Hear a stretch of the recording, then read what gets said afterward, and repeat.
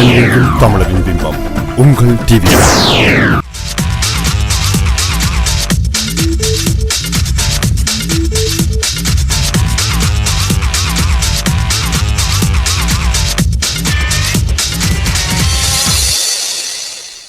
Welcome to CrossRoads on TVI, a show that showcases the Tamil Canadian community, their issues and their successes.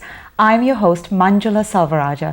Today we will be talking about some people in the community who may have what can be called non-traditional careers. These are the musicians, photographers, documentary filmmakers, and such around us. We'll be talking about their challenges and opportunities. Let's meet our panel. Greg Murphy is the Dean of the School of Media, Arts and Design at Durham College. He is President of the Board at Whitby Station Gallery and President of the London Arts Council. His own work can be found in many collections, including the Robert McLaughlin Gallery in Oshawa. Roveena is an accomplished Toronto-based vocalist and pianist. Her music has been described as a magical blend of ethnic and contemporary musical influences. She has performed before the Blue Jays, for the NFL, at Miss Canada International, and over several TV spots. Here's a clip of her singing Wherever I Go from the movie $9.50.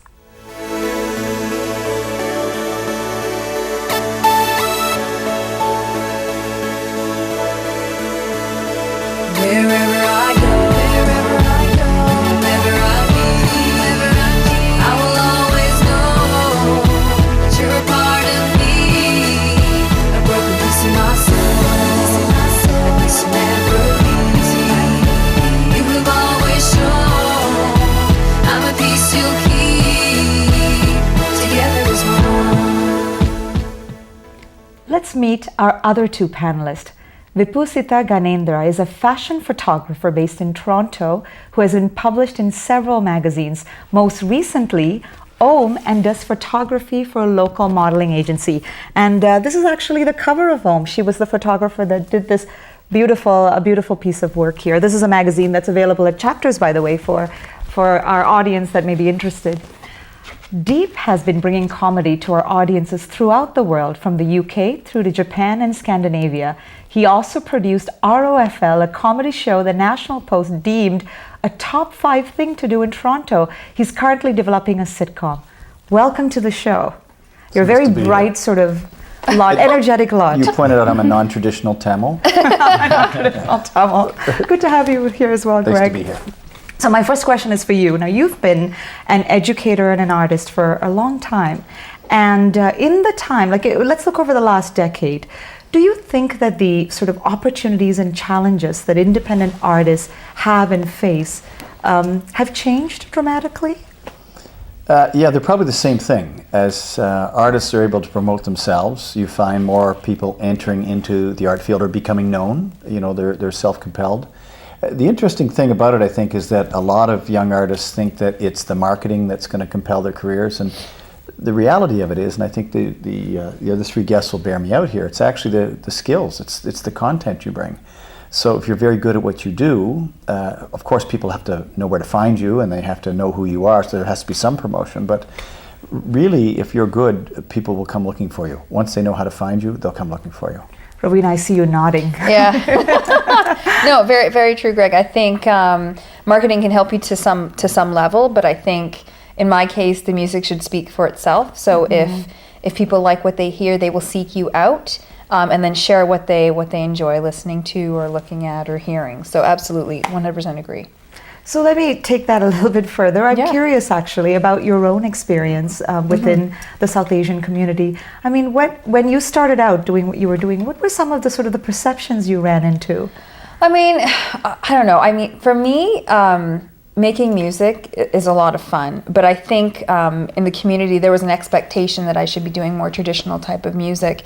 And to be completely honest with you, that's the beauty of music. You can do all types of genres, and whether you like it or not, that's fine. But the expectation was I should be doing more traditional music. I should be singing more traditional songs, but that's not how I can relate to in terms of musical terms. For me, how I mode is through English music and a specific kind of music, whether it's AC or a pop type of a feel.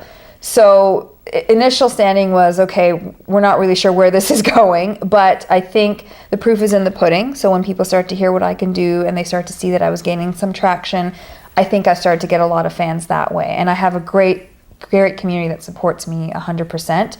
But it does take some time. I think they just want to see how you're doing out there before they're either yaysayers or naysayers, right? Yeah. But absolutely, I think now they're fully embracing me. And I mean, for those who were very harsh critics in the beginning, that's fine. I think in the industry that we are, you're going to have critics, and whether or not you please them or not please them, that's up to you.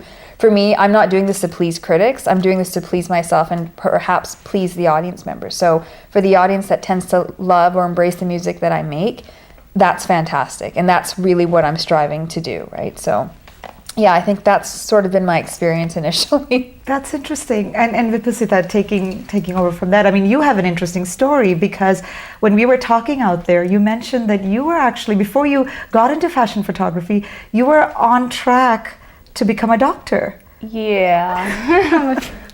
Yeah. So what happened? I mean, you know what? I applied and I didn't get in.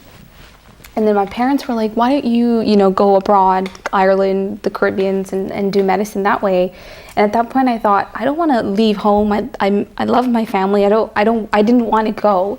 And so when you're faced with that, you realize, wait, you really evaluate what you want to do with your life. And I thought, like, if you really wanted to be a doctor, you would go. yeah. But I didn't want to go. And So that I was knew what at that was holding point, you I back. knew at that point, I'm like, I can't do it. I can't see me doing what a doctor does every single day for the rest of my What life. happened next when there was the realization of people around you that you were aiming for photography or Yeah. fashion photography specifically? There were even like some of our peers were a little confused, and I think a lot of people are at the beginning not very supportive.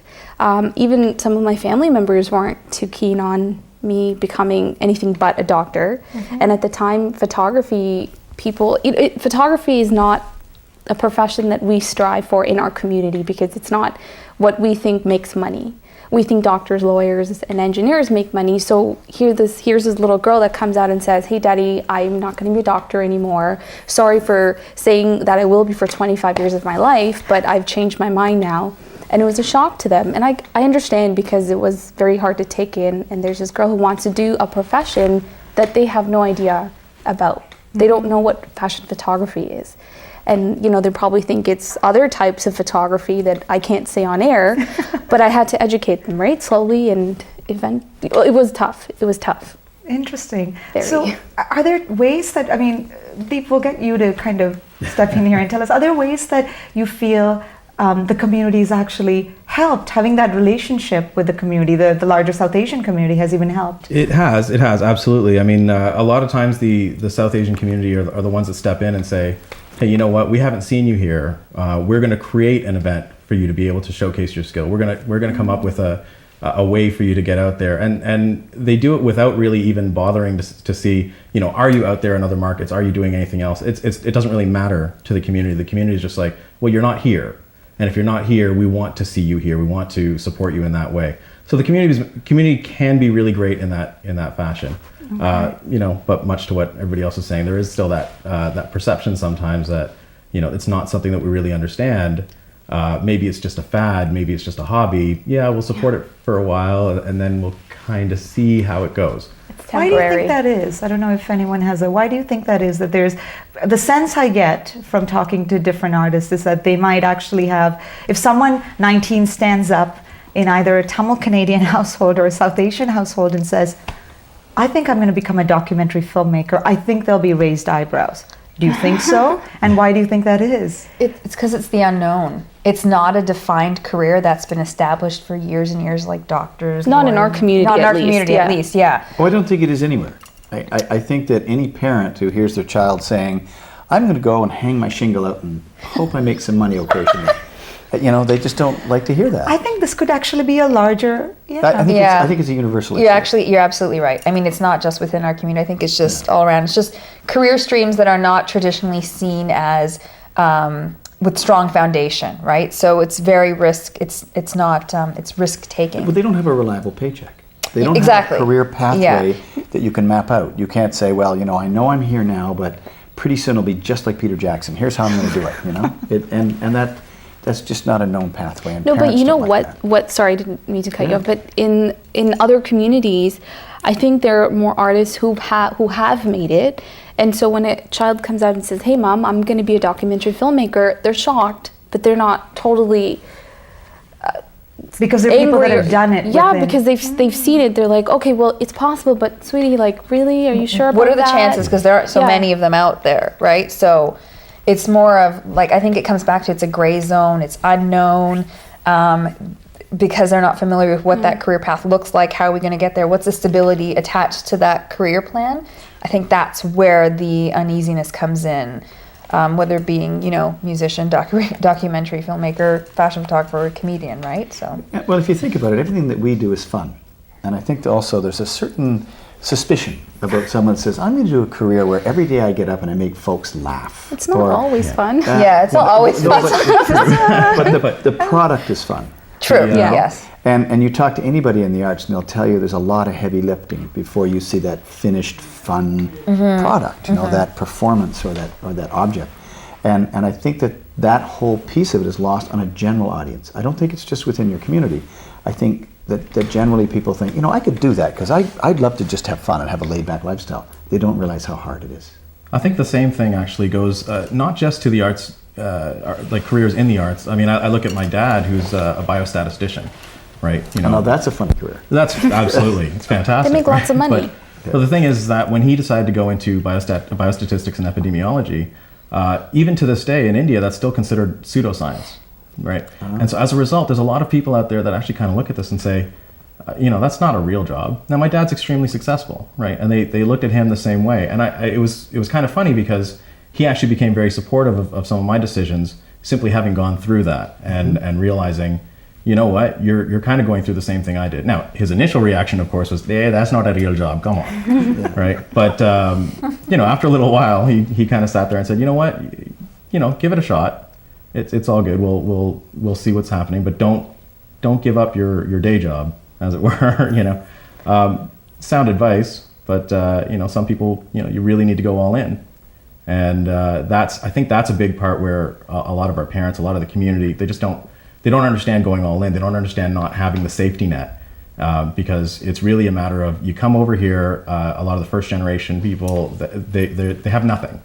And to see people try and sort of give up all that the previous generation has built up, that's the way they're looking at it. They're saying, we crossed the large pond. Yeah. What are you guys doing here? Yeah, I mean, it's like, you can't take this for granted. We had to bust our tushies to get this done.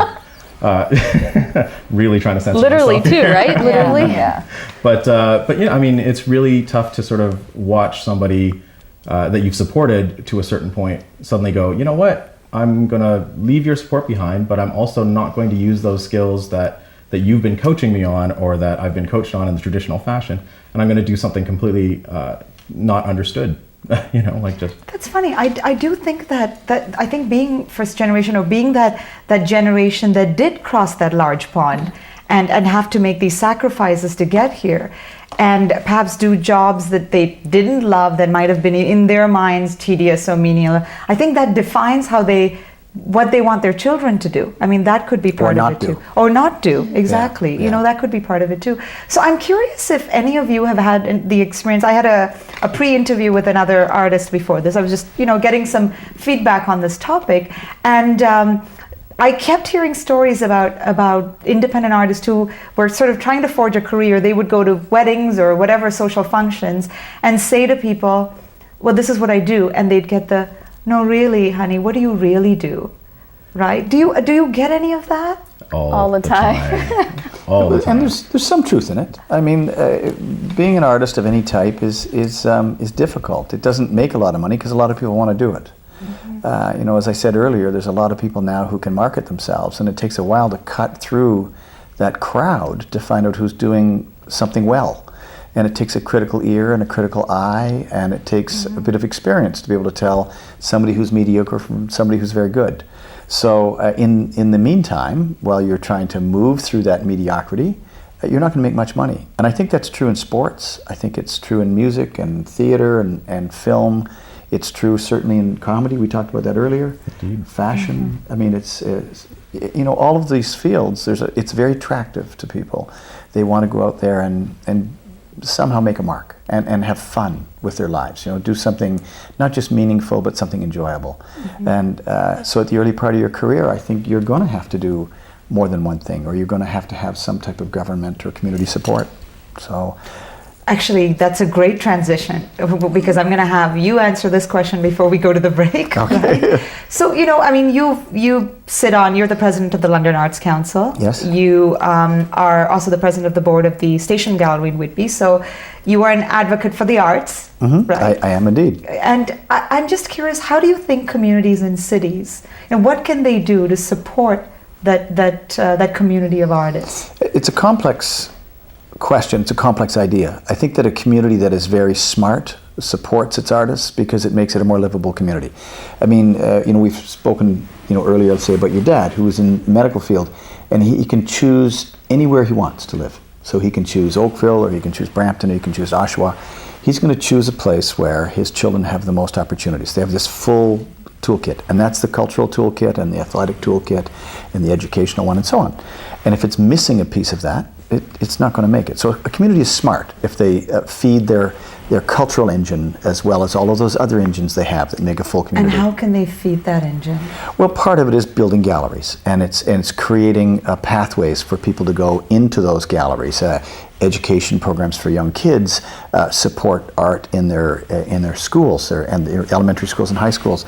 Insist on it, you know. Same thing with theater, the same thing with music, the same thing with sports. You know, you want to have all those opportunities for all the kids, so kids can find out how they engage the world. We spoke about that earlier. You know, Vipu said, you know, I decided that wasn't how I wanted to engage my life. I wanted to express my life through fashion photography. And Roveena, you said, I mote through this type of music. And I think that people have to find that. It's not something that you just know. You have to try a lot of things as a young kid, and gradually it dawns on you do something well, and it reinforces the sense of who you are. I think that there's a tipping point, though. There's a point where we're content creators. You know, we tell stories. We help people tell their stories. We don't just tell our own.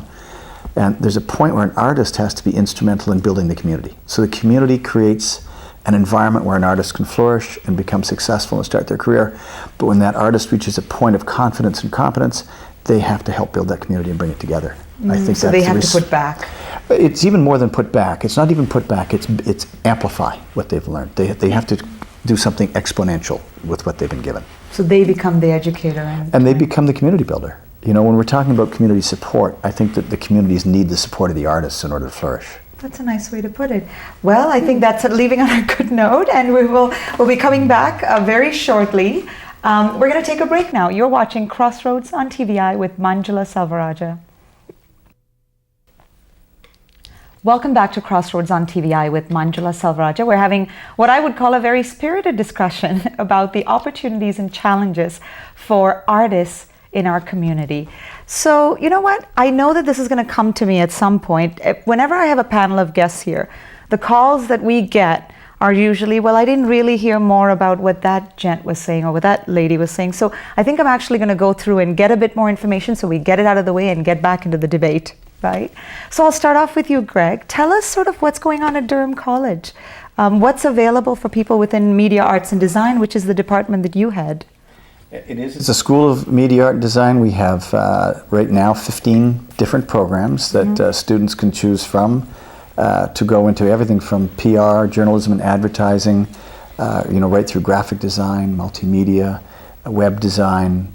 There's a whole range: fine arts, animation, gaming, visual effects. So we run a full palette of programs, and we've built probably 30% more programs over the last 24 months. We built 7 new studios in the last 12 months. We're really a college on the move. We're really moving quickly, and we're meeting the needs of the community. It's a great community. And you have the station that you're launching as well, I know. I was an advisor to the Student Association launching Riot Radio. It's the first live streamed visual radio station in Canada, completely run by students, and it's just a great way for students to speak to other students around the world about student issues and research, education, entertainment. Interesting. It's just a wonderful nexus for student Hotbed con- of media, arts and It design. is, yeah. Are they going to take your job now? Well, you know what? If anybody can, what would be a disappointment is if your students didn't exceed what you had. I think that any teacher would say that. So you should be threatened. That's what he's saying. Yeah. So Roveena, let's go on with you. I know you have, this is very exciting, you have an album coming out. This Yes, is- I have an EP. So Okay. it's a 5-song Well, EP. show it to Yep. us.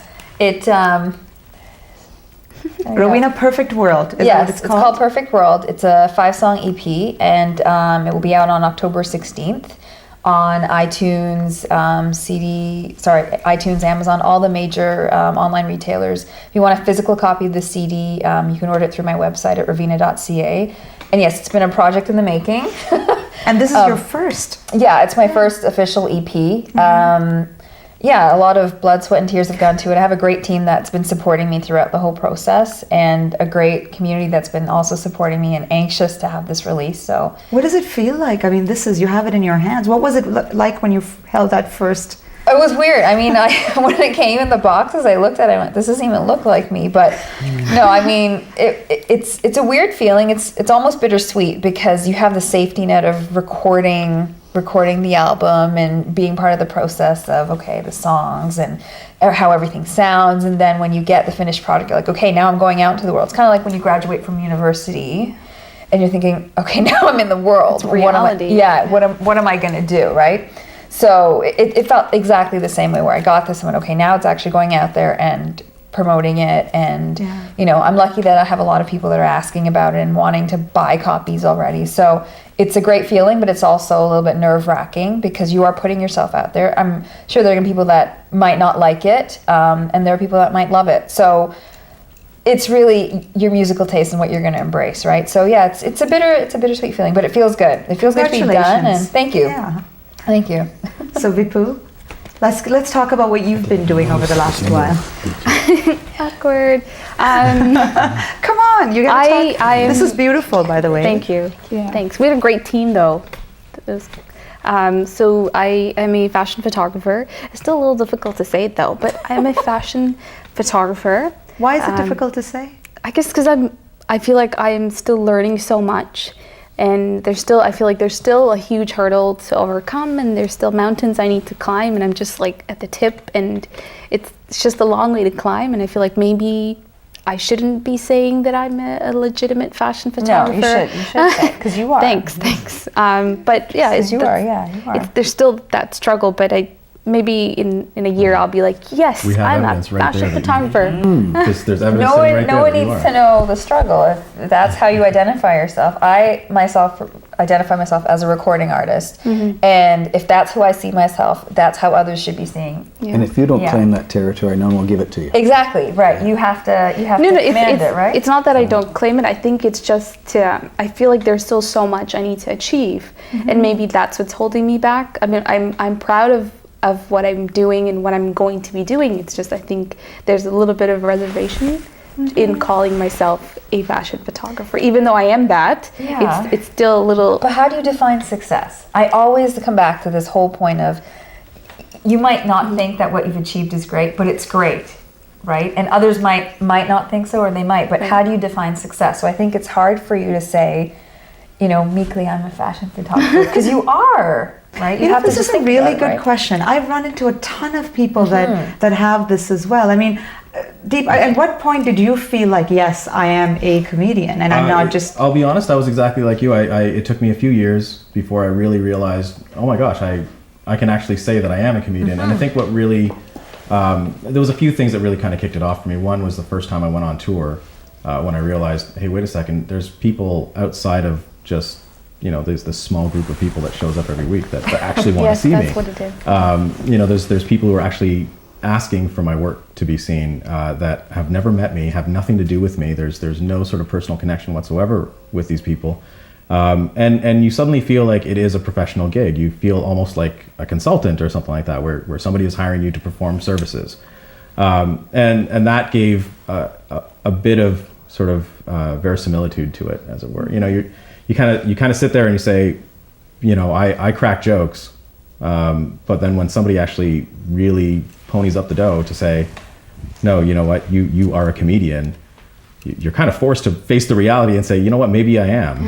You know, it's really tough. But Roveena's completely correct in that until you actually own that title, until you actually own that space, you always sort of hold yourself back. It's not so much that anybody else is holding you back. You really But do. no one's going to walk around calling you by whatever title. Like, it's just people are not in that space, right? And I think Greg made a great point about you got to claim it. Yeah, I mean, see, this, because we are in the arts, it's very different from, say, a doctor. If somebody finds out you're a doctor, they just call you a doctor. Yeah. In fact, it's just, they don't call you Mr. or Mrs. anymore. It's just doctor, right? Professor, same sort of thing.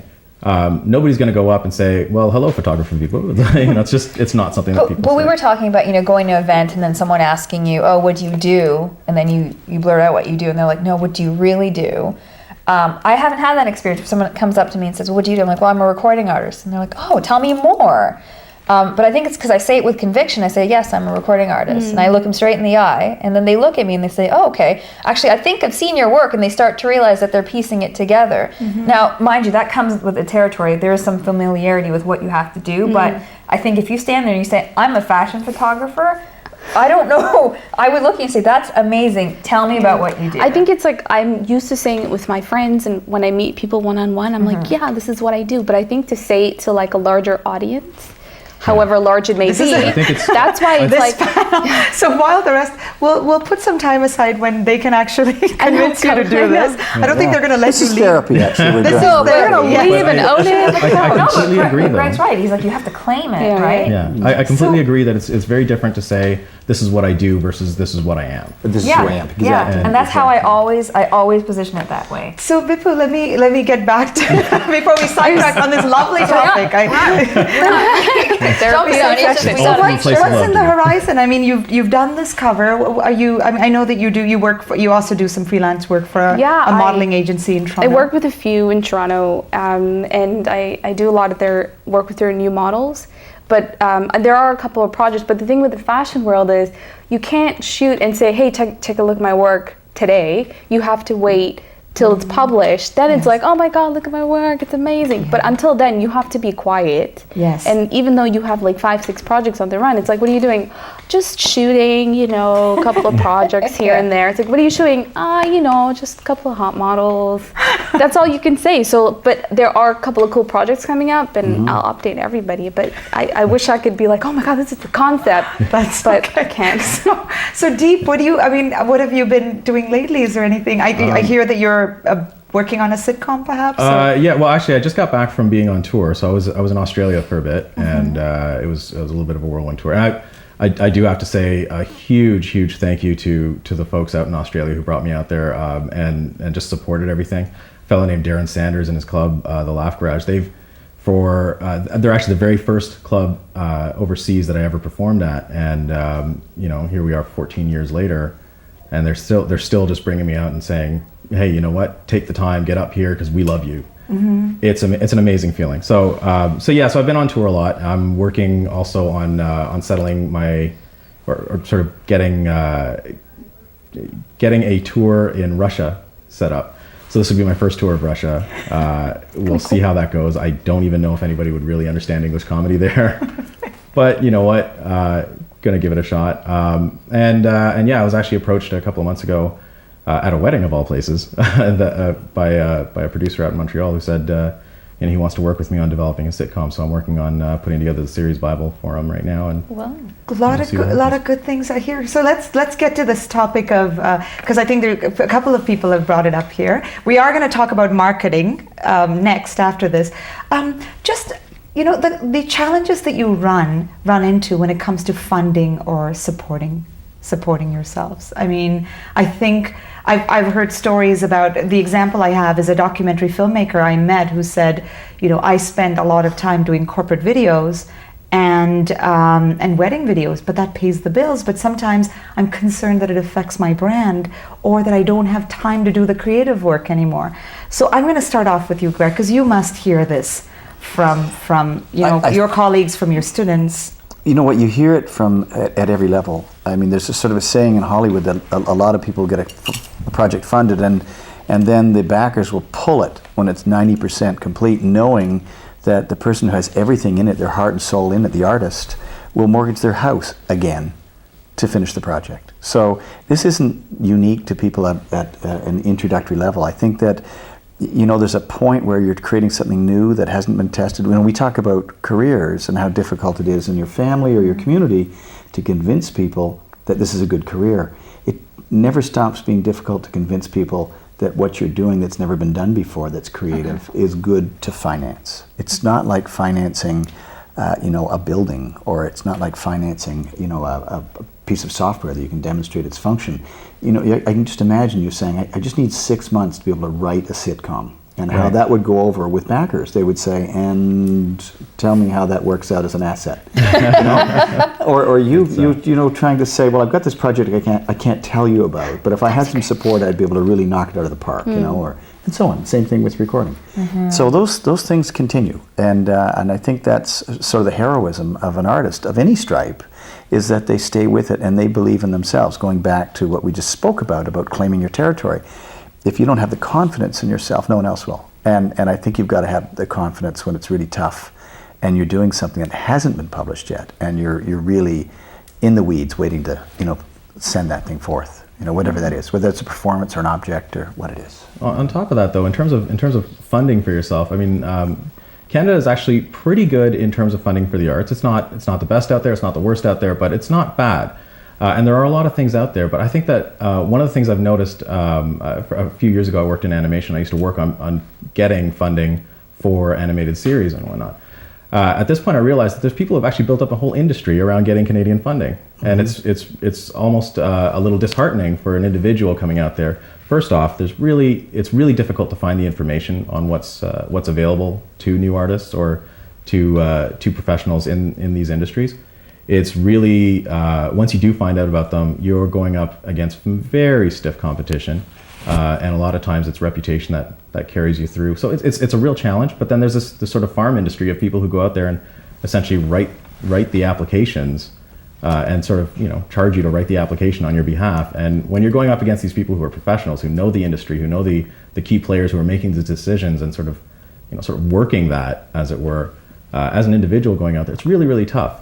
But that being said, having gone out and been somebody asking for funding and going out there and getting this funding, it's not impossible to get. So with appropriate research, with appropriate knowledge, keeping ourselves, just like any field, if you actually get out there and you do the research, there is a lot of opportunity here to be able to get funding and to be able to support yourself in ways that I don't think a lot of traditional artists really think about. They think, oh my gosh, I've got to get this show and that's how I'm going to get money, or I've got to get this published and that's how I'm going to get money, or I've got to produce such a show as like a sitcom or a DVD or a CD or whatever.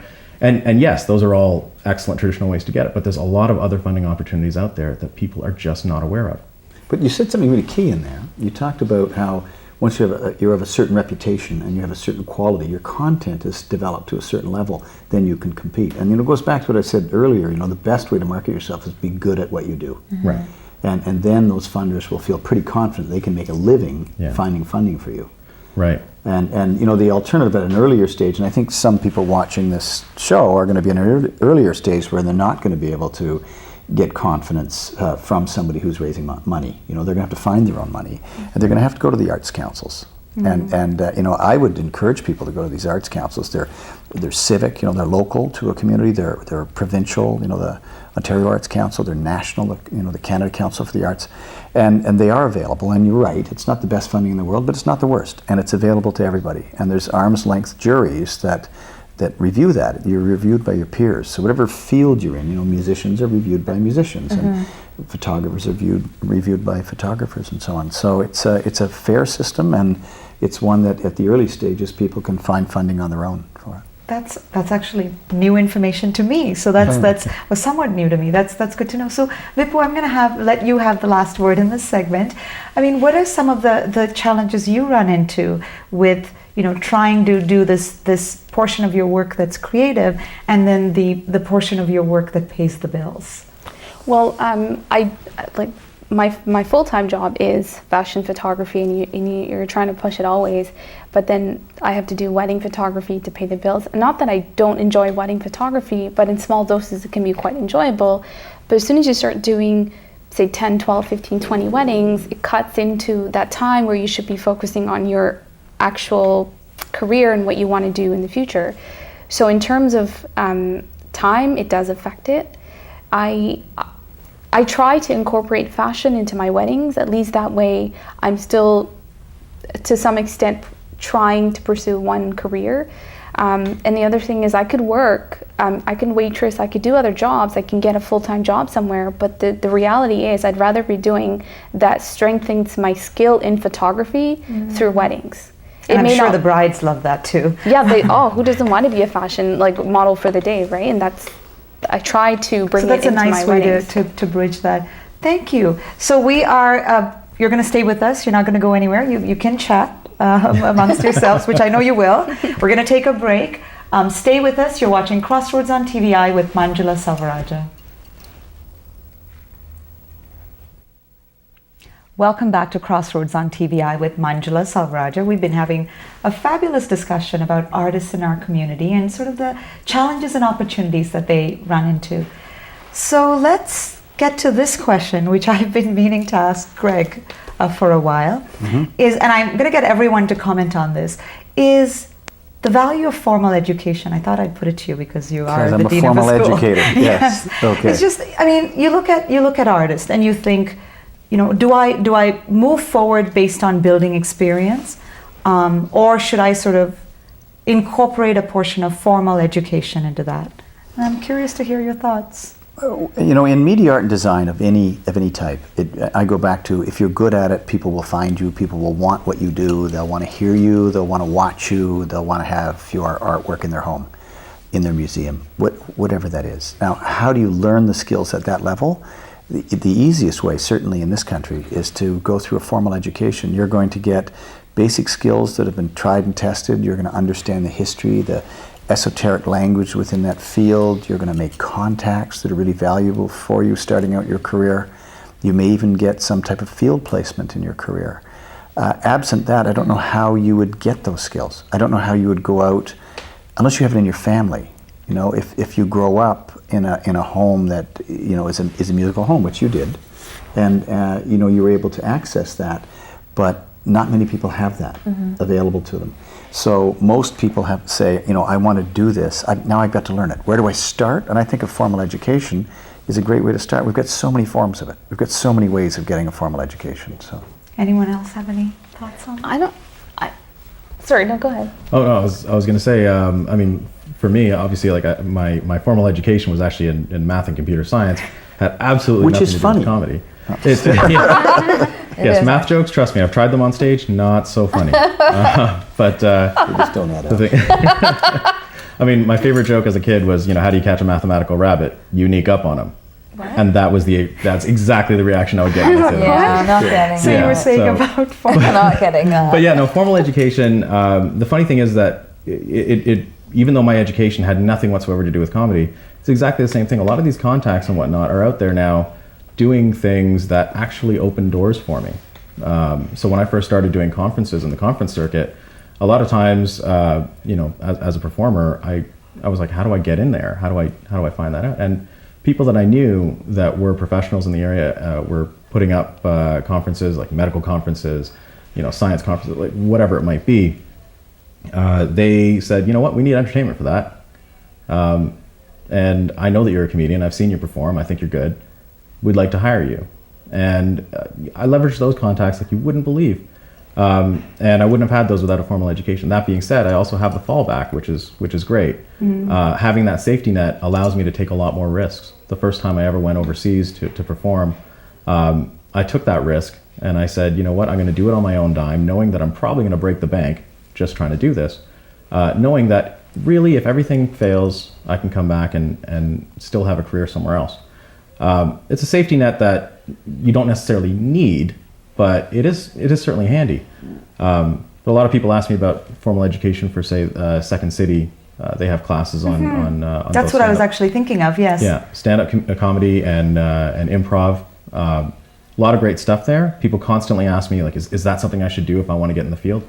And I say, absolutely. It gets you comfortable in front of a crowd. It gets you those contacts. It gets you a lot of exposure. It gets you time on stage, which is amazing, and a lot harder to do than you might think.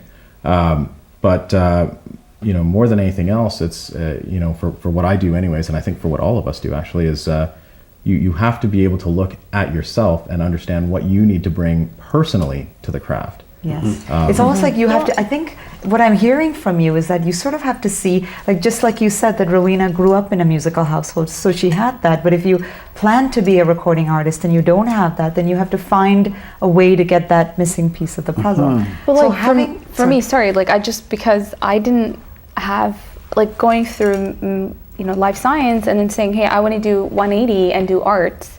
I had no one in my family that did the arts. I didn't know anybody.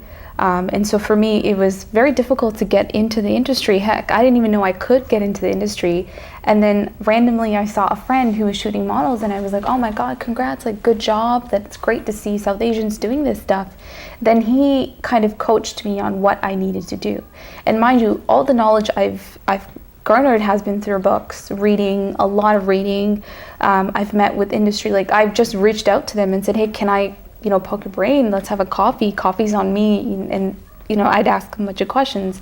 There's still so much you don't know. And I feel like I don't know, like having met photographers who've told me, hey, I went to school, not that I'm discouraging people from going to school at all, but they said they've gone to university or into college to do photography, and coming out, they're like, I'm not using anything I learned.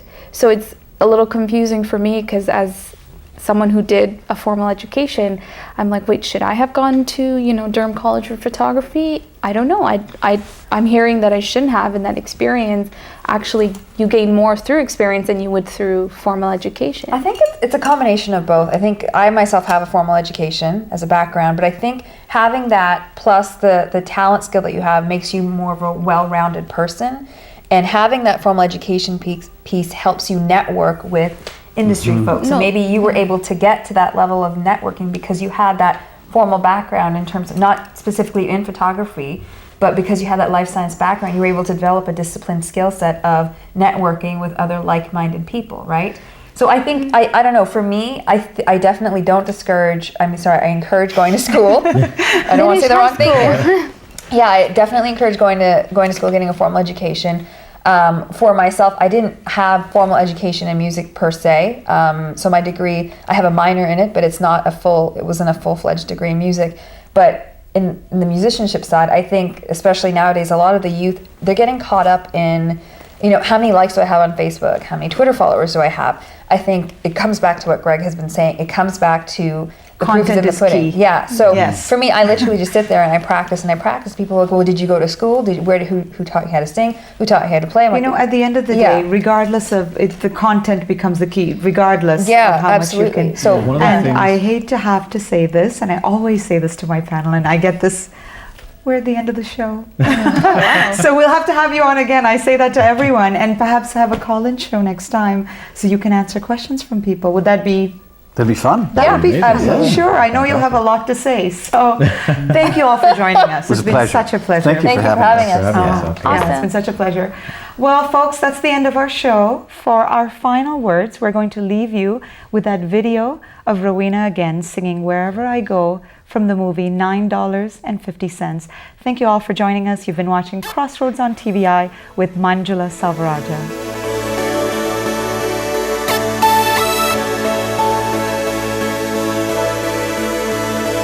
Wherever I go, wherever I be, I will always know that you're a part of me, a broken piece of my soul, a piece of never easy.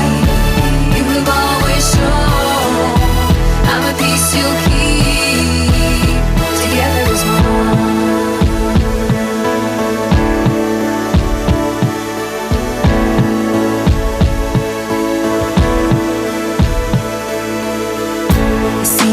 Different, like no one can see. This won't be finishing, 'cause you make me believe that I'm your earth and you're my my son. I have your heart, you have my heart.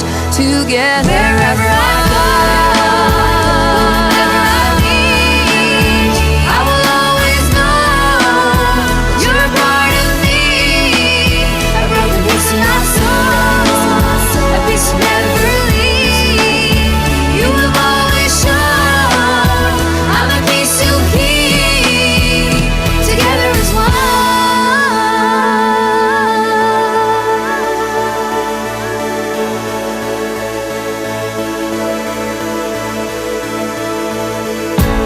On this journey, our paths are entwined. You have earned me all of my soul and my mind. I'm your earth and you're my sun. I have your heart, you have my heart. Together wherever I go, whenever I meet, I will always know you're a part of me. A broken piece in my soul, a piece you never leave. You have always shown I'm a piece to keep. Together as one.